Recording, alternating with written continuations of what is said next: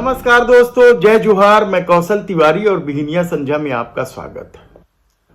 Bharatiya Janata party के दिग्गज माने जाने वाले नेता के दामाद की फैक्ट्री में हुए ब्लास्ट ने छत्तीसगढ़ सरकार को हिलाकर रख दिया है या उनके एक नए चेहरे को उजागर किया है।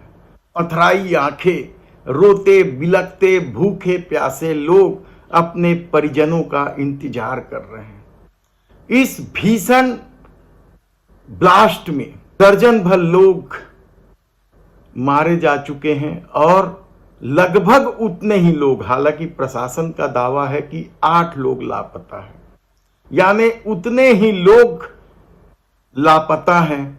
उनके इंतजार में उनके परिजन भूखे प्यासे 24 घंटा बैठे हैं, लेकिन सत्ता का यह क्रूर चेहरा नहीं तो और क्या है कि अभी तक फैक्ट्री मालिकों, डायरेक्टरों के खिलाफ ना तो जुर्म दर्ज किया गया है और ना ही उन्हें पकड़ने की कोशिश ही की गई है।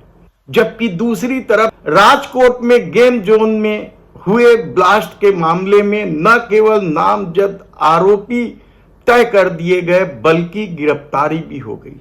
दिल्ली में भी बच्चों के अस्पताल में हुए भीषण हादसे में रिपोर्ट दर्ज हो गई है, FIR दर्ज हो गई है, डॉक्टर फरार है। लेकिन छत्तीसगढ़ में अभी तक किसी की गिरफ्तारी नहीं हुई है। तो क्या विष्णुदेव साय अपने पुराने भाजपा दिग्गज नेता के परिवार वालों को बचा लेना चाहते? अभी भी मलबे के ढेर में लोगों को तलाशा जा रहा है। मशीनें लगी हैं, बुलडोजर लगा है, क्रेन लगी है, लेकिन अभी तक किसी व्यक्ति का पता नहीं है।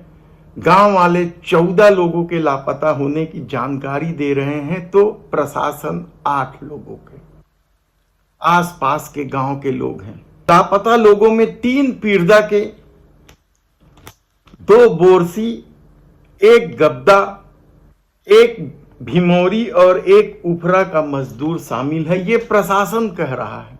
लेकिन गांव वाले 14 लोगों के लापता होने की जानकारी दे रहे हैं, चर्चा कर रहे हैं, कह रहे हैं कि मध्य प्रदेश से भी तो श्रमिक यहां काम कर रहे थे।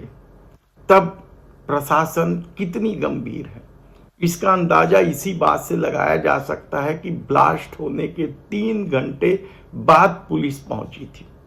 रात भर रात जगा हो रहा है। हालांकि सरकार ने अपने तरफ से 5 लाख रुपए मुआवजे की घोषणा कर दी है मृतकों के लिए और 50-50 हजार रुपए घायलों के लिए। लेकिन गांव वाले अब यह फैक्ट्री नहीं खोलने देना चाहते। वे लंबे अरसों से मांग कर रहे हैं। सुरक्षा कारणों को लेकर फैक्ट्री के निर्माण के साथ ही आसपास के गांव वालों की गुहार शुरू हो गई थी। जबरदस्त लापरवाही थी, लेकिन प्रशासन के हाथ पांव इसलिए फूल जाते थे कार्रवाई करने में क्योंकि यह भारतीय जनता पार्टी के पूर्व मुख्यमंत्री सुंदरलाल पटवा के दामाद की फैक्ट्री थी। मध्य प्रदेश के जमाने में छत्तीसगढ़ में उनकी तूती बोलती थी और राजधानी के दमदार विधायक बृजमोहन अग्रवाल भी उसी खेमे से आते थे। और अब जब राज्य अलग हो गया है तो क्या सुंदरलाल पटवा के परिवार का प्रभाव अभी भी भारतीय जनता पार्टी के छत्तीसगढ़ के नेताओं पर है? यकीनन, क्योंकि जिस तरह से गांव वाले बता रहे हैं वह हैरान कर देने वाला है। हालांकि भूपेश सरकार ने, हमने कल ही बताया कि 1 हफ्ते के लिए सुरक्षा कारणों से इसे सील कर दिया था, लेकिन कैसे सील खुला, क्या लेन देन हुई, यह एक अलग कहानी हो सकती है। लेकिन जिस तरीके से अब अपराधियों को बचाया जा रहा है, 3 डायरेक्टर हैं इसके, अजय चौधरी, आलोक चौधरी और आदेश जैन, तीनों फरार हैं या पुलिस नहीं पकड़ रही है, यह कहना बड़ा मुश्किल है।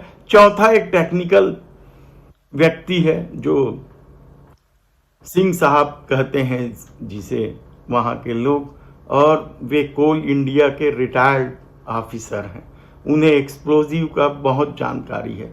तब ऐसी परिस्थिति में क्या चौधरी परिवार और उस आदेश जैन को बचाने की कोशिश हो रही है, सिर्फ इसलिए कि वे भारतीय जनता पार्टी के साथ जुड़े हैं?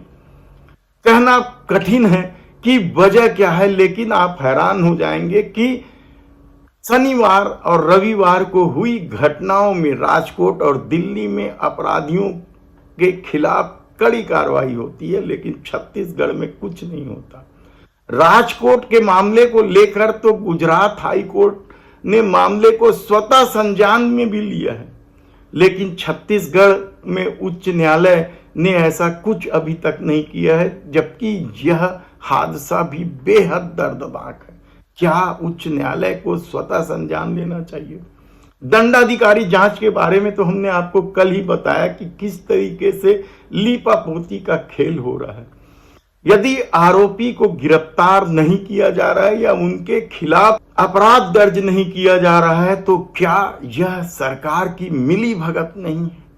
इस मामले को लेकर अभी तक छत्तीसगढ़ के मुख्यमंत्री विष्णुदेव साय ने मुआवजा देने के अलावा कोई खास प्रतिक्रिया भी नहीं दी है, जबकि कांग्रेस ने टीम बना लिया है इस मामले को लेकर, जिसमें उनके जो दो पूर्व विधायक हैं आशीष छाबड़ा और अनीता शर्मा उस टीम में शामिल है या नेतृत्व कर रहे हैं, और वह टीम शीघ्र ही अपनी रिपोर्ट प्रस्तुत करेगी। लेकिन हकीकत तो यह है कि गांव वाले अभी भी वहां जमे हुए हैं, अपने परिजनों की तलाश कर रहे हैं। रोती बिलखती महिलाएं खाना भी नहीं खा रही। आप इस यकीन नहीं करेंगे कि उनके परिजन उन्हें खिलाने की कोशिश कर रहे हैं, लेकिन पथराई आंखों को अभी भी इंतजार है कि जो लापता हुए हैं किसी तरीके से आ जाएंगे।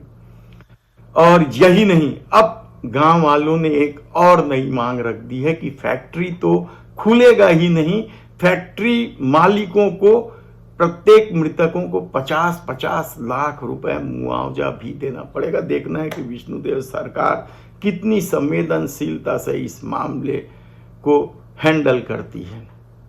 धन्यवाद।